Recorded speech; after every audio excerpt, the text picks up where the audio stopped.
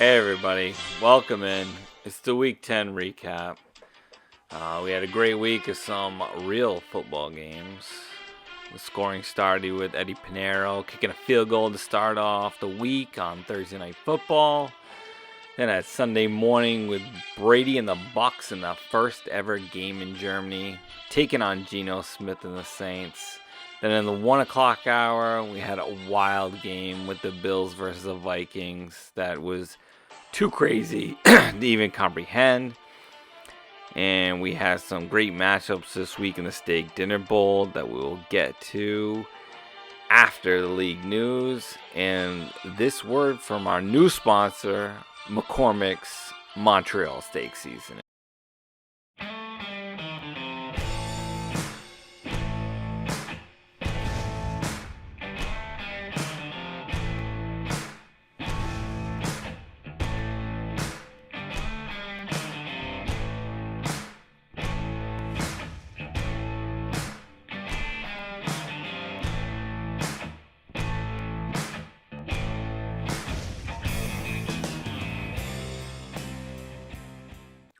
Let's thank McCormick's again for being this week's sponsor. And let's get to the McCormick's spicy game of the week, which is the Bills versus the Vikings. Game was crazy going down to the end. The Bills were winning. The Vikings go down the field, get stuffed on the goal line, and then it looks like the Bills are going to win. All they got to do is get the ball out of the end zone, and they end up fumbling. Josh Allen ends up fumbling the snap, and the ball doesn't get out of the end zone. And not only does he not get it, but the Vikings end up getting a touchdown, which is super wild. I mean, of course, the Vikings end up letting the Bills go back down the field, score a field goal to tie it, push it to overtime, but then the Vikings end up winning it in overtime. I'm going to have a clip of that at the end of this, the whole thing. And there's an amazing Jefferson catch, which was one-handed catch, was ridiculous on a 4th and 18, which was crazy to even keep that drive going. Later in the day, we had Josh McDaniel and the Raiders going to 2-7 with a loss to Indy with the new head coach, Jeff Saturday. Maybe the oddest call for a head coach in history, seeing as though he's never coached a game other than like high school, I believe. But he does get a win in his first start. And Josh McDaniels at 2-7 is, it's going to be tough to see if he closes out the season here. The other game we had was the Rams versus the Cardinals without Stafford and without Kyler Murray. Cooper Kupp ended up leaving the game. Looked like his Achilles. Apparently it wasn't his Achilles, but he is going on the IR for 4 to 8 weeks. So it's pretty much the rest of the fantasy season. And hopefully this doesn't mark the down trajectory of my team, but we'll see what happens. And then to finish the week, we had Washington versus Philly. Heineke ends up pushing the Commanders to give the Eagles their first loss of the year. Wild game. And then Heineke tries to pull a Cousins and put all those chains on him, and it just doesn't look right. And with that, let's get into the matchups. This week we had the first week of rematches. We had basically all the same matchups from week 1, and everybody running those back again.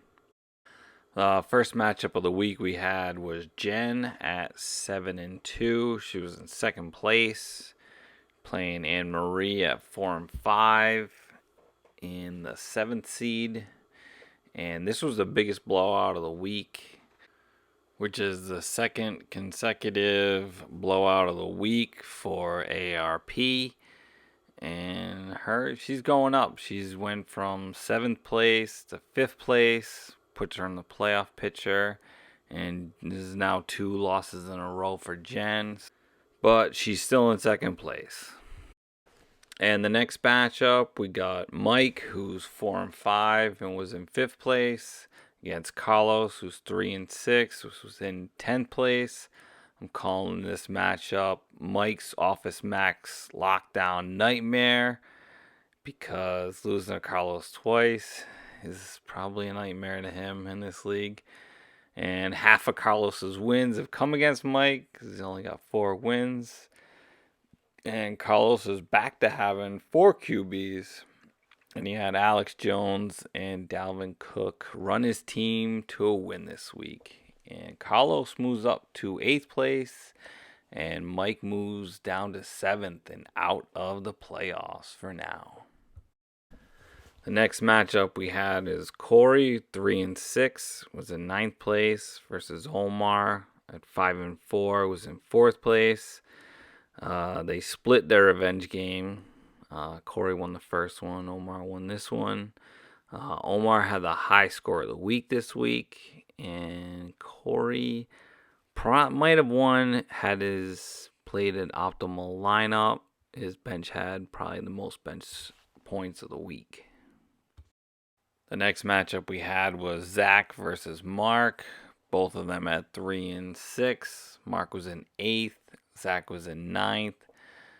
A much needed win for Mark, putting him currently into the playoff picture. He goes from 8th to 6th. Zach ends up going from 6th to 9th. He was 1 week he was in the playoff picture. Now he's back out. That puts Mark having 2 wins over the Baconator. And Zach could have probably won if he had changed out Stafford, who didn't end up playing. So that might have been the difference in that matchup. The last matchup of the week was between myself at 8-1 in first place versus Ryan at 6-3 in third place. I won both of the matchups this year. This was also the closest matchup of the week. Came down to a Monday night sweat. Seemed like a for sure loss for myself, with Ryan being down by 9 points, but having A.J. Brown and Gainwell playing in the Monday night football game. And turns out they only got a combined 2.9. So it was a tough loss for Ryan on the Monday night football game. And it didn't have to be that close. I had Pollard on my bench again for some reason. And with this win, makes me the first team to clinch the playoff berth. And this was also the first loss Ryan had taken since starting the season at 1-3 and then rolling off 5 wins in a row to get into third place. And with that, let's take a look at the league standings. We got myself in first at 9-1. We got Jen is in second at 7-3. We got Ryan in third and Omar in fourth, both 6-4. We got 4 people tied at 4-6. We got Anne Marie and Mark in the playoffs for now, and then Shitty Mike and Carlos just outside the playoffs. And we got Zach and Corey both at 3-7 at the bottom. And let's wrap it up with a look ahead to week 11. We got myself versus Mark, a 1 versus a 6 seed. We got Corey at 3-7 versus Jen at 7-3. We got Mike versus the Reapers. Mike could really use that win to get into the playoffs. And then we got Zach versus Not Real Football. Zach is going to need that win too. And we have Carlos versus Anne Marie, both at 4-6. And those two could actually flop in and out of the playoffs. So we'll see how it goes. Good luck, everybody. Also, if anyone's looking for a quarterback, I have Fields and Patrick Mahomes. So I'm looking a deal. I could use some wide receivers. Also, we have the trade deadline coming up on November 26th. That'll be the Saturday after Thanksgiving. So good luck next week. And here's the recap of the Vikings and Bills game. We welcome you to Orchard Park with 2 minutes left in a 4-point game. Kirk Cousins back to throw on 4th and 18. He's given time. He wants Jefferson. Climbs the ladder. Oh, my goodness. Justin Jefferson pulled it run, the catch of his life. We got to look back at this.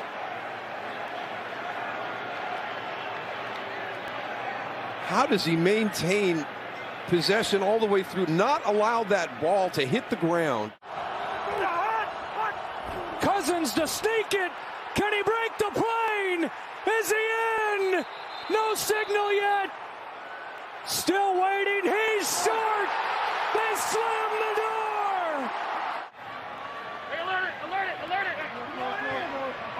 Zero breathing room. He tries to sneak it. The ball is loose.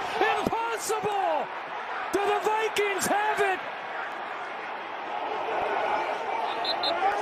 Scramble for the ball. It is a touchdown on their last breath.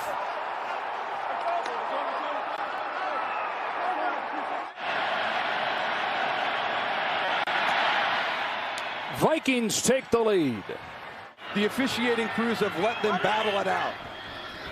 2nd and 10. Allen steps up and throws. An interception. Patrick Peterson. And in this heavyweight bout, the Vikings with the knockout.